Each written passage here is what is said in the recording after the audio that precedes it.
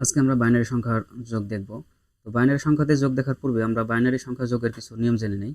তো সর্বপ্রথম আমাদের নিয়ম হচ্ছে 0 এবং 0 বাইনারি দুইটা সংখ্যা 0 আর 0 যদি আমরা যোগ করি তাহলে আমরা পাই 0 এবং পরবর্তীতে যদি আমরা 0 আর 1 যোগ করি, 0 আর 1 যোগ করলে আমরা পাবো হচ্ছে 1, আবার 1 আর 0 এটা যোগ করলে আমরা পাবো 1। এগুলো আমাদের সাধারণ যোগের মতো এই তিনটা নিয়ম।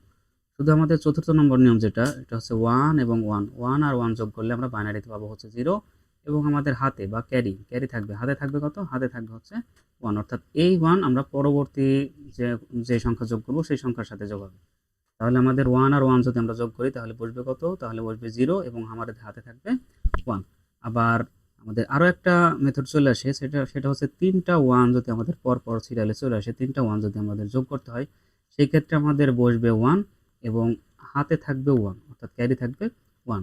তাহলে 3টা 1 যখন যোগ করব তখন আমাদের বসবে 1, হাতে থাকবে 1। আর 2টা 1 যোগ করলে আমাদের বসবে হচ্ছে 0 আর হাতে থাকবে 1। এইটা আসলে কিভাবে হয় তোমরা কি বুঝতে পারছো? এই যে 1 1 1 1 আমরা যোগ করলে আসলে দশমিকে কত পাই? দশমিকে 2 পাই।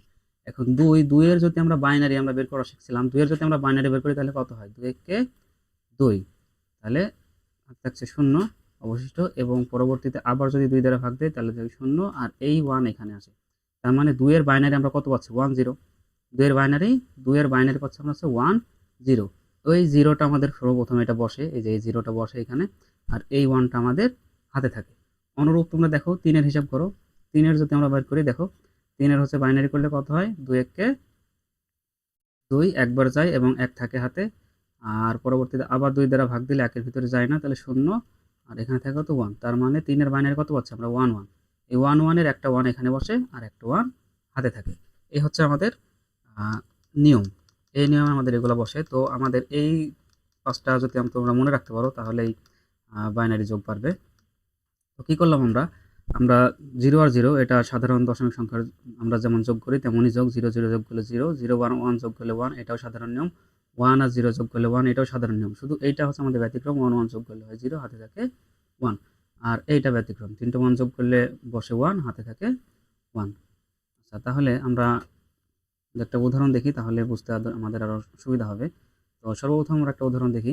সাপোজ মনে করো 1 1 0 1 1 দশমিক সহ নিচ্ছি আমরা, পয়েন্ট সহ, পয়েন্ট সাপোজ 1 0 1 এরকম নিলাম।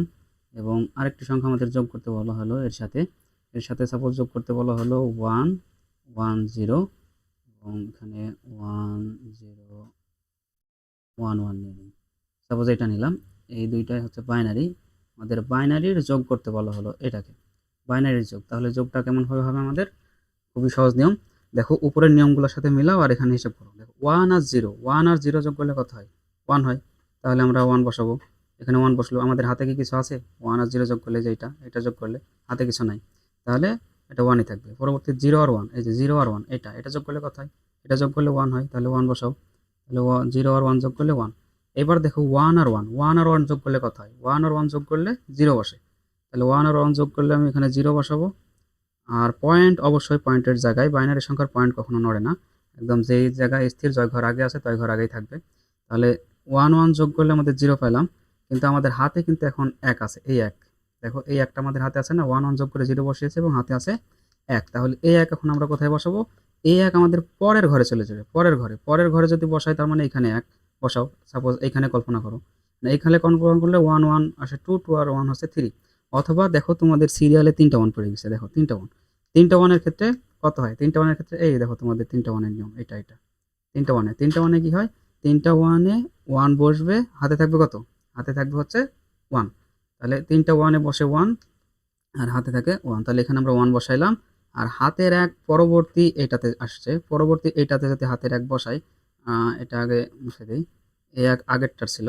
এখন পরবর্তী কি করছি আমরা? পরবর্তী এই যে 3টা 1 মিলে যে 1 আসছে আর হাতে এই 1 আছে, এই 1 পরের ঘরে যদি নিয়ে আসি তাহলে কি আসে? 2টা 1 আর একটা 0। তো 0 মনে করো সাপোজ নাই, তাহলে 2টা 1, 1 1 কত আসে? 1 1 যোগ করলে 0 আর হাতে থাকে 1, আর এই 0 আর এই 0 আবার যোগ করলে সেম 0 হবে, অর্থাৎ 0 তোমার হিসাব করার এখন আর প্রয়োজন নেই। তাহলে হিসাব করলে 1 1 যোগ করলে কত আসে? এই যে 1 1 যোগ করলে 0 বসে, হাতে থাকে কত? 1। এই 1 আবার পরের ঘরে দিয়ে দাও। তাহলে আবার দেখো এখানে কত হয়েছে? হাতের এই যে 3টা 1 যোগ করার পরে হাতের এখানে 1 এই পরে আসছে। এই 1 আর এই 1 যোগ করলে কত হয়? 0 হয়, হাতে থাকে 1, তাহলে এখানে আমরা 0 বসিয়েছি এবং হাতের 1, এই 1 এখন থাকবে না, পরে হাতে 1 এইখানে চলে আসবে, অবশিষ্ট যে হাতের 1 আছে এখানে আসছে। এখানে যদি আসে তাহলে এবার একটু লক্ষ্য করো যে পরবর্তী হাতের 1 আমরা এখানে পাচ্ছি। এই 1টা যদি হিসাব করি তাহলে কত হয়, এখানে 1 0 আর 1। তো 0 বললাম আমি যোগের ক্ষেত্রে, তোমরা আপাতত বাদ দিতে পারো।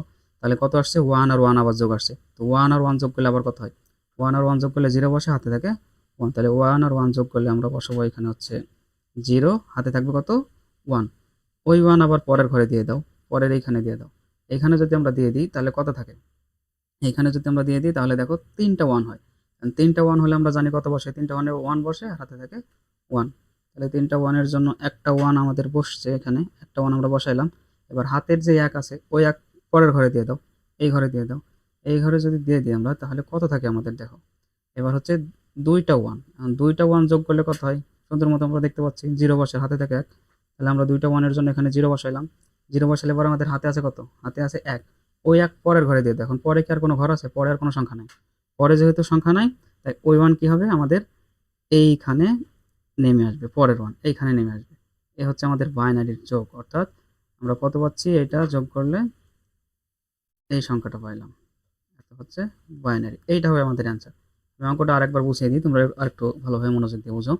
দেখো আমাদের প্রথম আসছে হচ্ছে এখানে 1 আর 0, 1 আর 0 যোগ করলে আমাদের সাধারণ নিয়ম 1 আর 0 যোগ করলে 1, তাহলে আমরা এখানে 1 বসিয়েছি। তারপরে 0 আর 1, এই যে 0 আর 1 যোগ করলে কত হয়, 1, 1 বসিয়েছি। এবার 1 1, 1 1 যোগ করলে হয় 0, তো 1 1 যোগ করলে 0, হাতে থাকে 1।